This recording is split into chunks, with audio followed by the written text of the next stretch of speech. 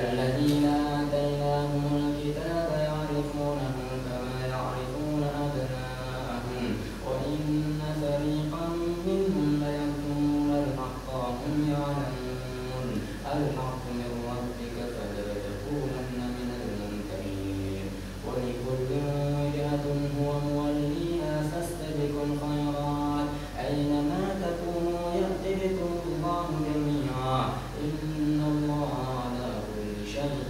قدير ومن حيث خرجت فول وجهك شطر المسجد الحرام وإنه للحق من ربك وما الله بغافل عما تعملون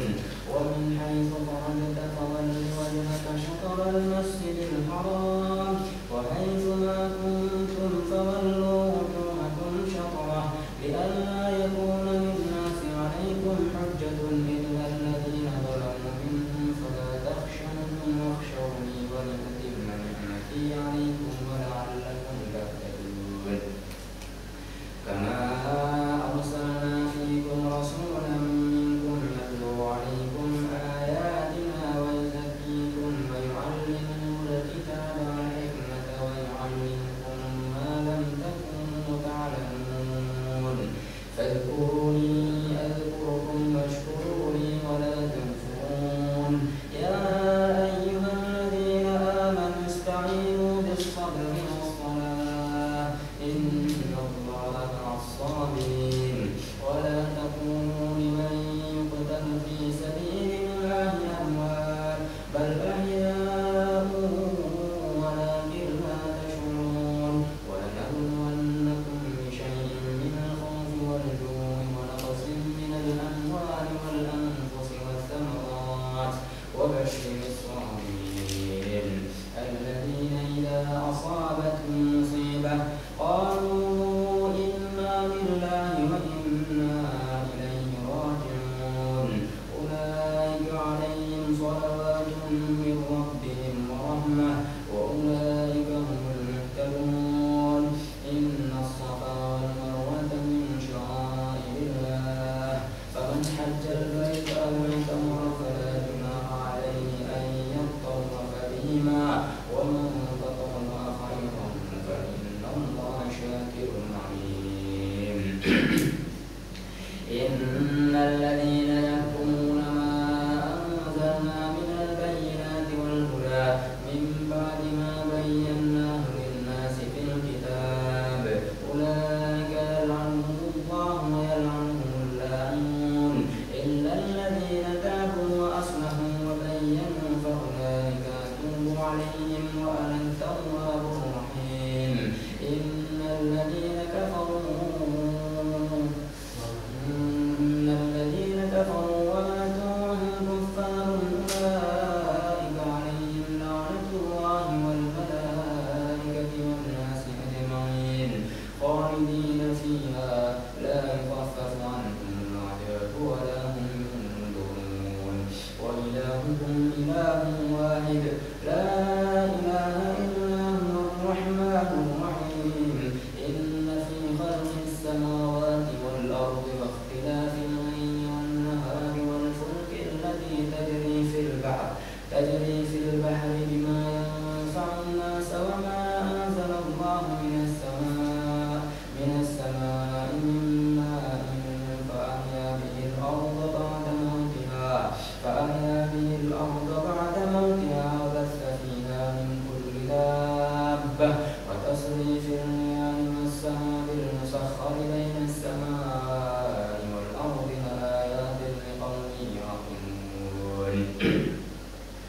ومن الناس من يتخذ من دون الله أندادا يحبونهم كحب الله والذين آمنوا أشد حبا لله ولو يرى الذين ظلموا إذ يرون العذاب أن القوة لله جميعا وأن الله شديد العذاب إذ تبرأ الذين اتبعوا من الذين اتبعوا ورأوا العذاب وتقطعت بهم الأسباب وقال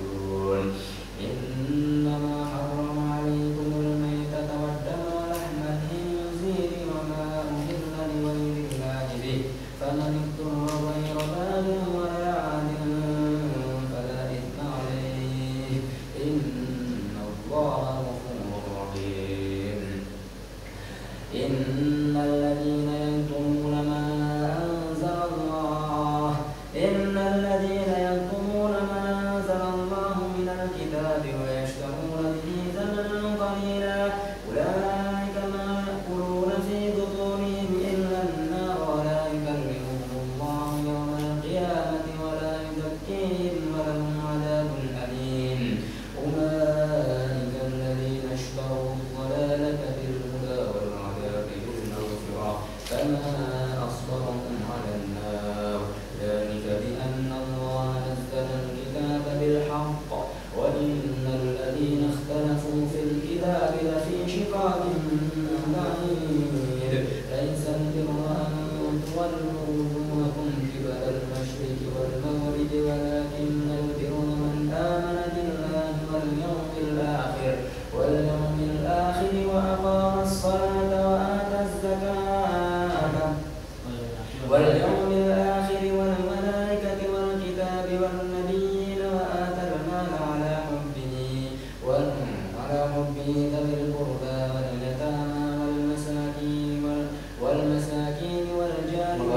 والمساكين وابن السبيل والسائلين وفي الرقاب وأقام الصلاة وآتى الزكاة والموفون بعهدهم إذا عاهدوا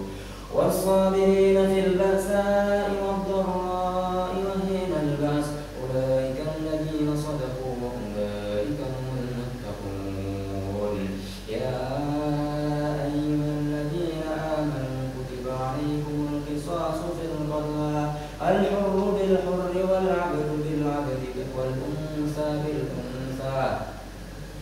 فمن عفي له من أخيه شيء فاتباع بالمعروف وأداء إليه بإحسان ذلك تخفيف من ربكم ورحمة فمن اعتدى بعد ذلك فله عذاب أليم ولكم في القصاص حياة يا أولي الألباب لعلكم تتقون كتب عليكم إذا حضر أحدكم الموت إن ترك خيرا الوصية للوالدين والأقربين بالمعروف حقا على المتقين فمن بدله بعدما سمعه فإنما إثمه على الذين يبدلونه إن الله سميع عليم فمن خاف من موص جنفا أو إثما فأصلح بينهم فلا إثم عليه إن الله غفور رحيم يا أيها الذين آمنوا كتب عليكم الصيام كما كتب على الذين من قبلكم لعلكم تتقون الذي جعل لكم أياما معدودات فمن كان منكم مريضا أو على سفر فعدة من أيام أخر وعلى الذين يطيقونه فدية طعام مسكين فمن تطوع خيرا فهو خير له وأن تصوموا خير لكم إن كنتم تعلمون شهر رمضان الذي أنزل فيه القرآن هدى للناس وبينات من الهدى والفرقان فمن شهد منكم الشهر فليصم ومن كان مريضا أو على سفر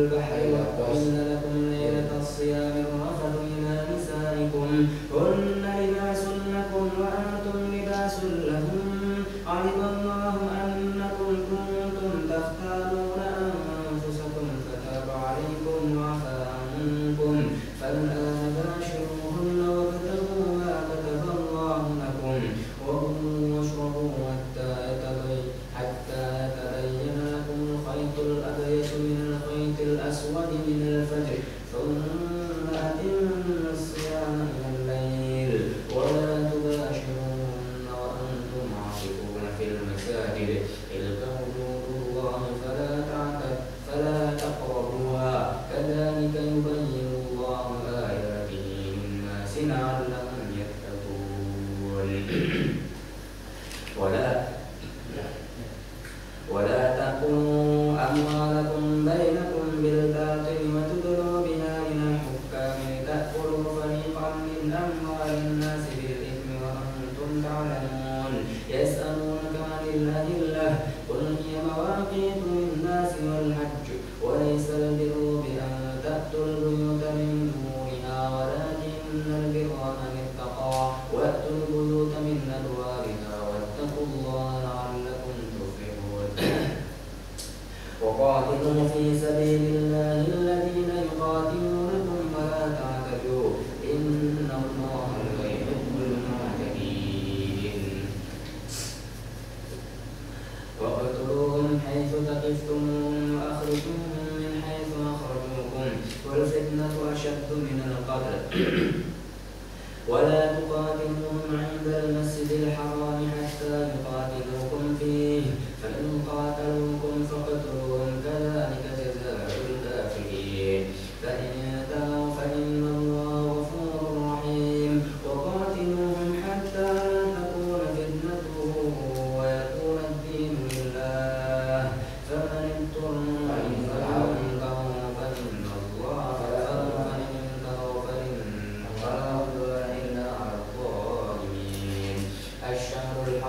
بالشهر الحرام والحرمات قصاص فمن اعتدى عليكم فاعتدوا عليه بمثل ما اعتدى عليكم واتقوا الله واعلموا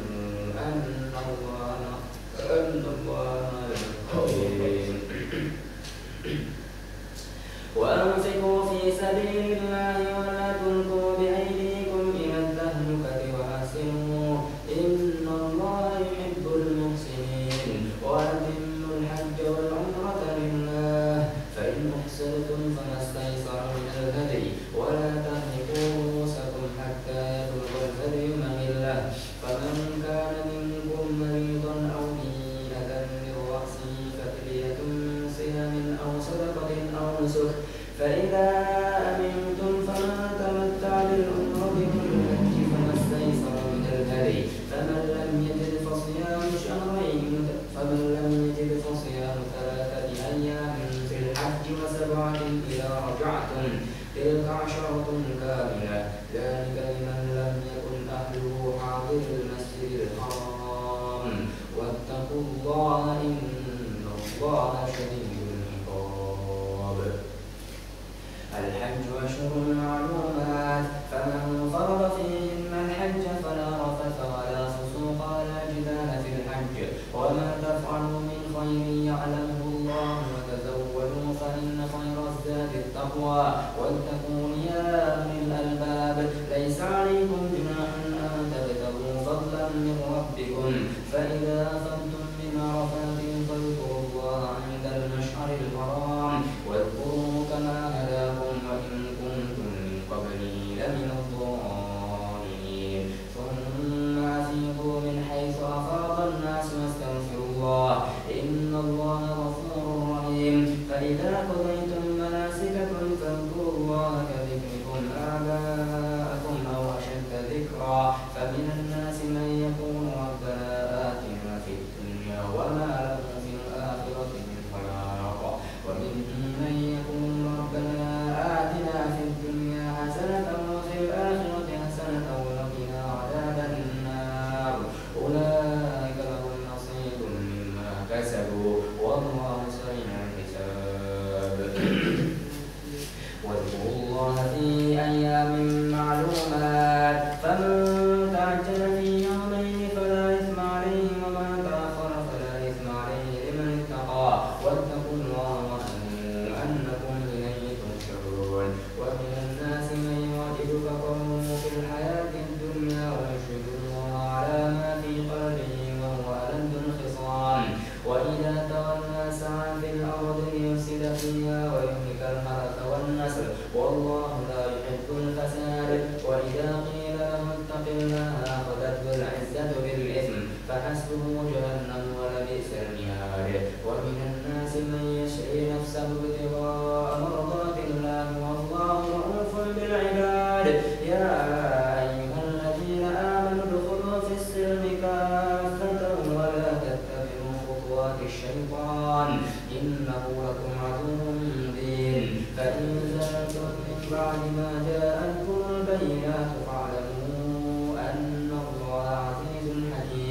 هل ينظرون إلا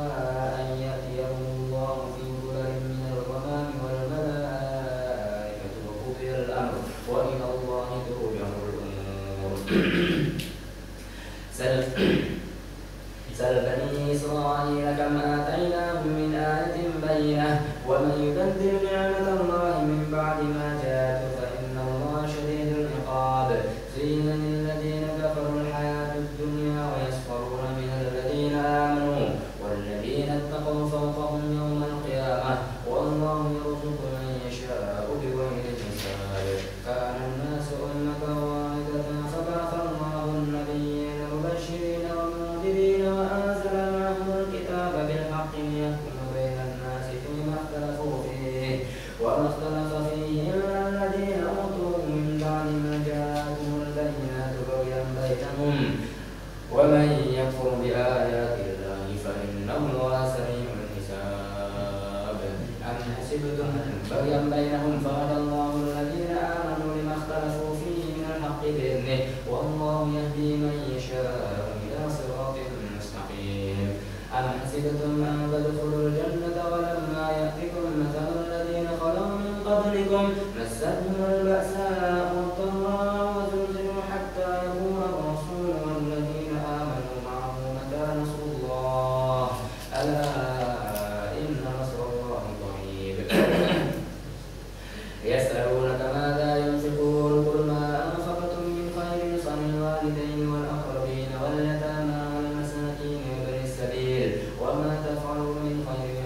فإن الله به عليم. كتب عليكم القتال وهو كره لكم وعسى أن تكرهوا شيئا وهو خير لكم وعسى أن تحبوا شيئا وهو شر لكم والله يعلم وأنتم لا تعلمون. يسألونك عن الشهر الحرام قتال فيه قل قتال فيه كبير وصد عن سبيل الله وكفر به والمسجد الحرام وإخراج أهله منه أكبر عند الله والفتنة أكبر من القتل ولا يزالون يقاتلونكم حتى يردوكم عن دينكم إن استطاعوا ومن يرتد منكم عن دينه فيمت وهو كافر فأولئك حبطت أعمالهم في الدنيا والآخرة وأولئك أصحاب النار هم فيها خالدون.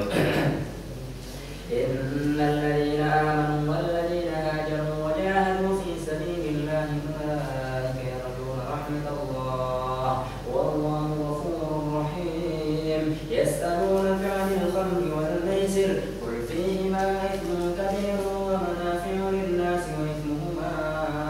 أكبر من نفعهما ويسألونك ماذا ينفقون قل العفو كذلك يبين الله لكم الآيات لعلكم تتفكرون في الدنيا والآخرة. ويسألونك عن اليتامى قل إصلاح لهم خير وإن تخالطوهم فإخوانكم والله يعلم المفسد من المصلح ولو شاء الله لأعنتكم إن الله عليم حكيم. ولا تنكحوا المشركات حتى يؤمنوا ولأمة مؤمنة خير من مشركة ولو أعجبتكم ولا تنكحوا المشركين حتى يؤمنوا ولعبد مؤمن خير من مشرك ولو أعجبكم أولئك يدعون إلى النار والله يدعو إلى الجنة والمغفرة بإذنه والله يهدي من يشاء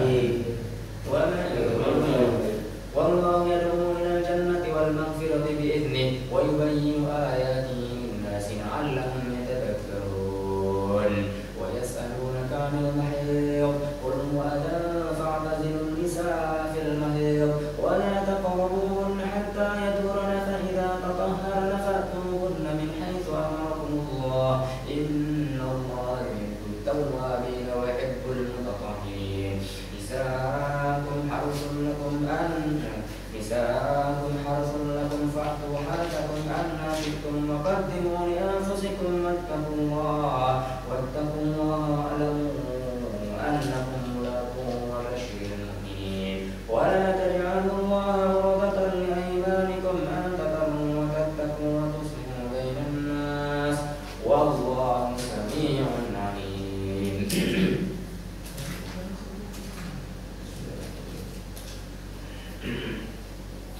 لا يؤاخذكم الله باللغو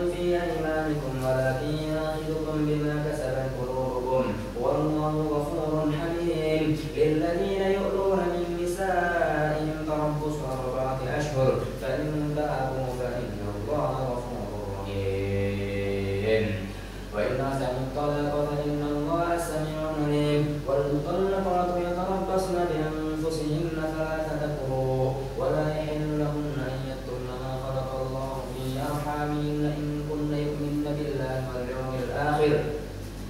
وبعولتهن أحق بردهن في ذلك إن أرادوا إصلاحا ولهن مثل الذي عليهن بالمعروف وللرجال عليهن درجة والله عزيز حكيم. الطلاق مرتان فإمساك بمعروف أو تسريح بإحسان ولا يحل لكم أن تأخذوا مما آتيتموهن شيئا إلا أن يخافا ألا يقيما حدود الله فإن خفتم ألا يقيما حدود الله فلا جناح عليهما فيما افتدت به تلك حدود الله فلا تقربوها كذلك ومن يتعد حدود الله فأولئك هم الظالمون. فإن طلقها فلا تحل له من بعد حتى تنكح زوجا غيره وإن طلقها فلا جناح عليهما أن يتراجعا إن ظنا أن يقيما حدود الله وتلك حدود الله يبينها لقوم يعلمون. وإذا طلقتم النساء فبلغن أجلهن بمعروف أو سرحوهن بمعروف ولا تمسكوهن ضرارا لتعتدوا ومن يفعل ذلك فقد ظلم نفسه ولا تتخذوا آيات الله هزوا واذكروا نعمة الله عليكم وما أنزل عليكم من الكتاب والحكمة يعظكم به واتقوا الله واعلموا أن الله بكل شيء عليم. وإذا طلقتم النساء فبلغن أجلهن فلا تأخذوهن أن ينكحن أزواجهن إذا تراضوا بينهم بالمعروف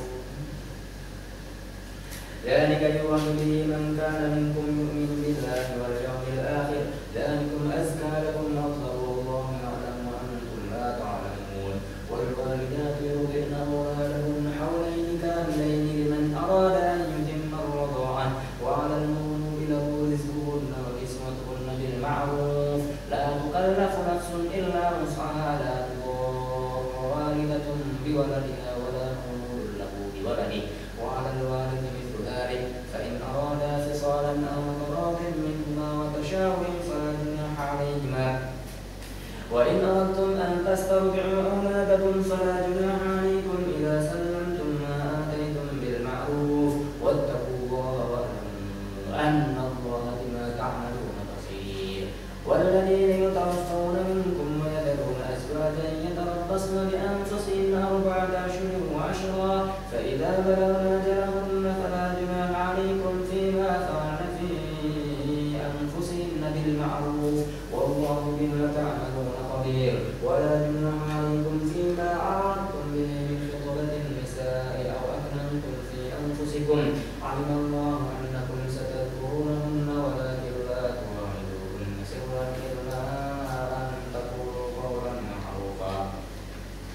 ولا تعزموا عقدة النكاح حتى يبلغ الكتاب أجله واعلموا أن الله يعلم ما في أنفسكم فاهتدوا واعلموا أن الله غفور حليم. لا جناح عليكم إن طلقتم النساء ما لم تمسوهن أو تفرضوا لهن فريضة ومتعوهن على الموسع قدره وعلى المقتر قدره متاعا بالمعروف حقا على المحسنين. وإن طلقتموهن من قبل أن تمسوهن وقد فرضتم لهن فريضة فنصف ما فرضتم إلا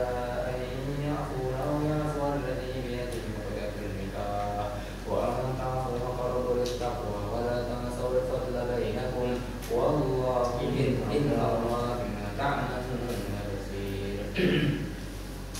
حافظوا على الصلاة والصلاة الوسطى وقوموا لله قانتين. فإن خفتم فرجالا أو ركبانا فإذا أمنتم فاذكروا الله كما علمكم ما لم تكونوا تعلمون. والذين يتوفون منكم ويذرون أزواجا وصية لأزواجهم متاعا إلى الحول غير إخراج فإن خرجن فلا جناح عليكم فيما فعلن في أنفسهن من معروف والله عزيز حكيم. وللمطلقات متاع بالمعروف حقا على المتقين كذلك يبين الله لكم آياته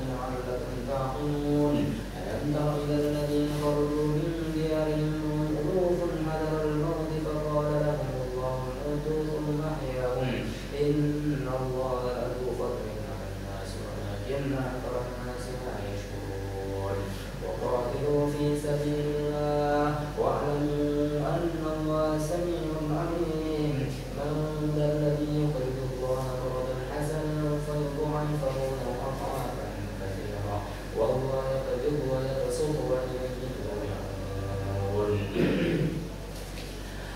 ألم تر إلى الملأ من بني إسرائيل من بعد موسى إذ قالوا لنبي له ابعث لنا ملكا نقاتل في سبيل الله قال هل عسيتم إن كتب عليكم القتال ألا تقاتلوا قالوا وما لنا ألا نقاتل في سبيل الله وقد أخرجنا من ديارنا وأبنائنا فلما كتب عليهم القتال تولوا إلا قليلا منهم والله عليم بالظالمين. وقال لهم نبيهم إن الله قد بعث لكم طالوت ملكا قالوا أنى يكون له الملك علينا ونحن أحق بالملك منه ولم يؤت سعة من المال قال إن الله اصطفاه عليكم وزاده بسطة في العلم والجسم والله يؤتي ملكه من يشاء والله واسع عليم. وقال لهم نبيهم إن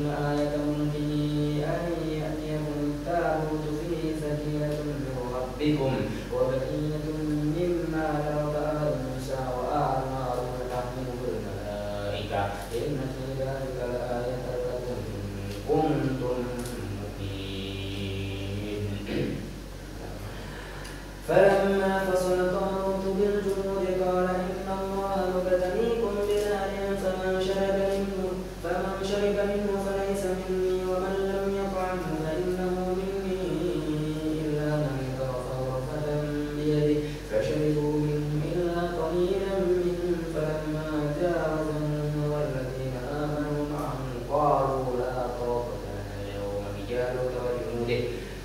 قال الذين يظنون أنهم ملاقو الله كم من فئة قليلة غلبت فئة كثيرة بإذن الله والله مع الصابرين. ولما برزوا لجالوت وجنوده قالوا ربنا أفرغ علينا صبرا وثبت أقدامنا وانصرنا على القوم الكافرين. فهزموهم بإذن الله وقتل داود جالوت وآتاه الله الملك والحكمة وعلمه مما يشاء ولولا دفع الله الناس بعضهم ببعض لفسدت الأرض ولكن الله ذو فضل على العالمين. تلك آيات الله نتلوها عليك بالحق وما الله تلك آيات الله نتلوها عليك بالحق وإنك لمن المرسلين. Makakan lagi Al-Baqarah selesai. Terus habis saja biar tidak 12. Capek ini. Visual. Ya.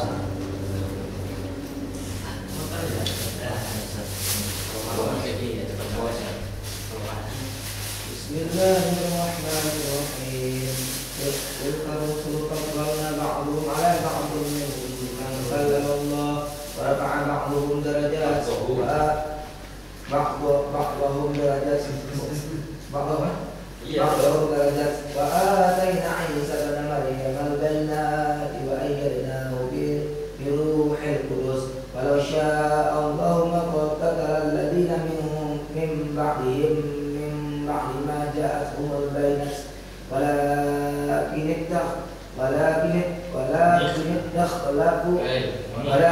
ikhtalafu faminhum man amana wa minhum man kafara walau syaa Allahu ma qatalu walakinna Allaha yaf'alu ma yurid. Ya ayyuhalladzina amanu anfiqu mimma razaqnakum min qabli an ya'tiya yawmun la bay'un fihi wala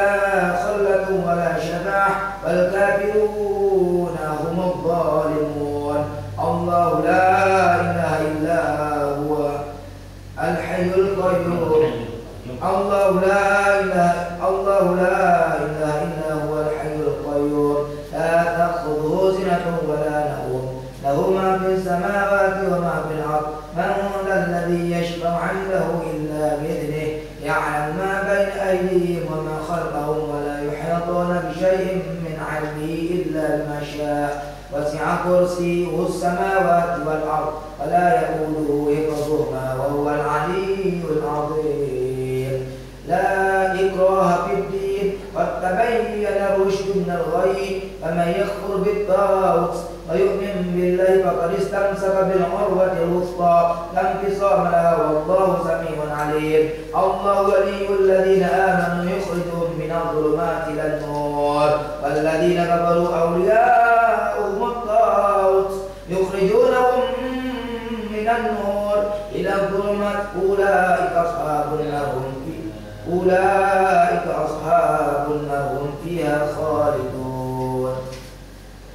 ألم تر إلى الذي حاج إبراهيم في ربه أن آتاه الله الملك إذ قال إبراهيم ربي الذي يحيي ويميت قال أنا أحيي وأميت قال إبراهيم فإن الله يأتي بالشمس من المشرق فأت بها من المغرب فبهت الذي كفر والله لا يهدي القوم الظالمين. أو كالذي مر على قرية وهي خاوية على عروشها قال أنى يحيي هذه الله بعد موتها فأماته الله 100 عام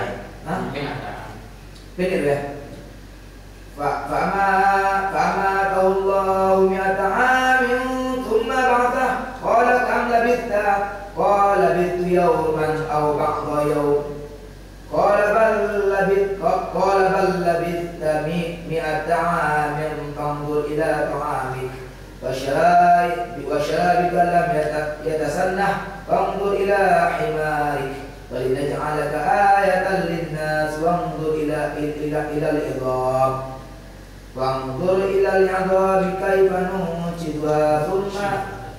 ننشدها